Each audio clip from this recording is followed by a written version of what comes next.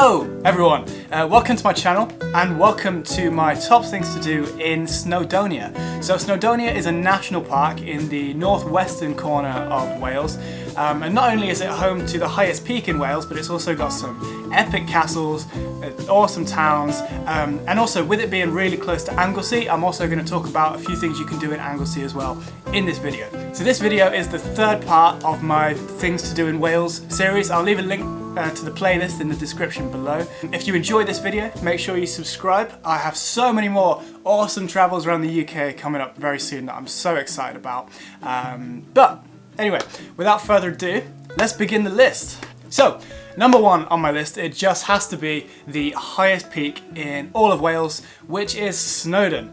So Snowdon's summit, it sits at about 1,085 metres above sea level, and the walk up is complete with lakes, ridges, and just so much epic scenery, especially once you reach the top. You can see over the entirety of Snowdonia, which is amazing. And don't worry if it sounds difficult, you know, climbing up a mountain, because there are 6 tracks in total for you to get up the top for all skill levels. So I'm just going to talk about a few of my favourite tracks now. So first of all, we have the Pyg Track. So the Pyg Track is the one you can see here in this video. It's got some really nice short climbs without being too challenging. Anyone with an average level of fitness will be able to do this track, and it's not too long. Every single time I've done this track, I've managed to get up to the top in under 2 hours. So I suppose that sort of puts it in perspective. And then for someone who wants to see the views at the top without the walk, there's a train that goes right up to the visitors centre on the summit. And then on the other end of the spectrum, opposing that, for the more experienced climbers, I'm going to write this on the screen because I have no clue how to say anything in the Welsh language. I'm absolutely useless. It's the Rhyd Ddu path. This is my attempt. We will see. Let me know if that's right. I don't know what it is about the Welsh language. I just can't do it. But all of these paths are worth it just to see the awesome views at the summit.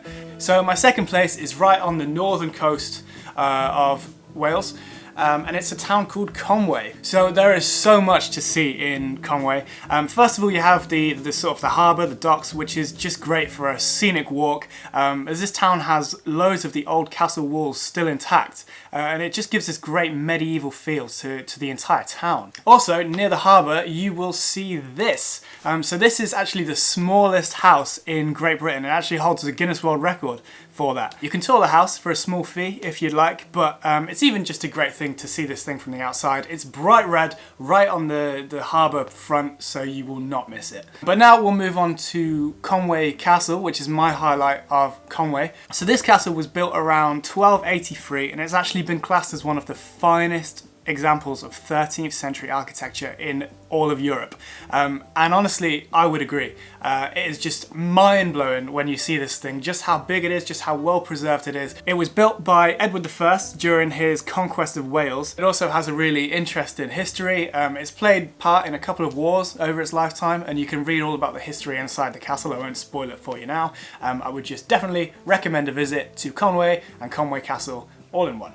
So now I want to move out of Snowdonia a little bit. I'm going to go over to Anglesey for the next couple points. So Anglesey in general just has some epic views and just really nice scenery, and Holy Island itself I think is the best of all of that.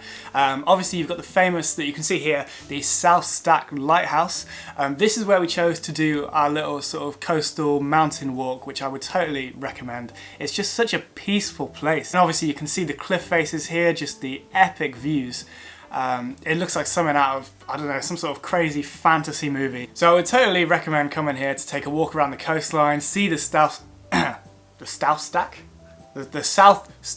Lighthouse. Now I'm going to stay on Anglesey for this next point, and I'm actually going to talk about the town that has the second longest place name in all of Europe.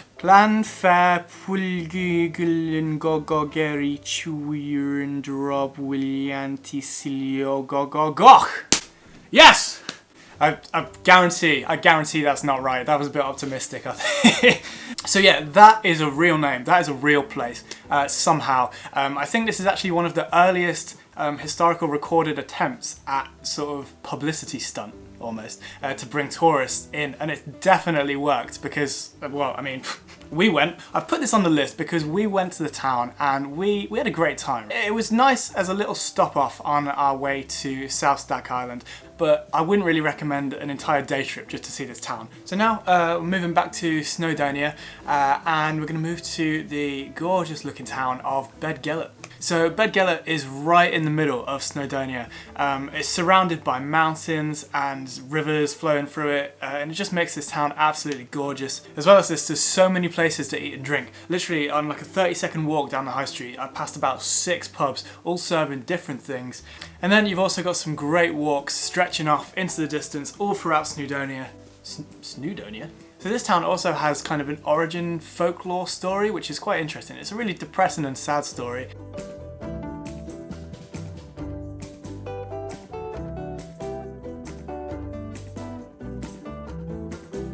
I'll leave a link to a website as well if you're interested in reading the whole story. It's a good old folklore. We love some folklore sometimes. It's always nice to sort of read and see and judge for yourself as if you think it's true. But don't worry, even though there's a morbid story around this town, the town itself is not morbid in any way. It's really pretty, really nice, and I would definitely suggest a visit to this town. So I want to move on now to Criccieth Castle, which strangely enough is in the town of Criccieth. So the town of Criccieth is really pretty within itself. You've got amazing views over the coastline, and the castle is sort of at a hill at the head of this town. It's one of the smaller castles on this list, but it's on here just because of its amazing location and just how imposing and epic it looks. So Criccieth Castle was built in the 13th century again, and it's seen a good couple of rebellions over its time, so it's got a really interesting history with a lot to learn as you go around the castle. It was originally a Motte and Bailey castle that was built by Edward I.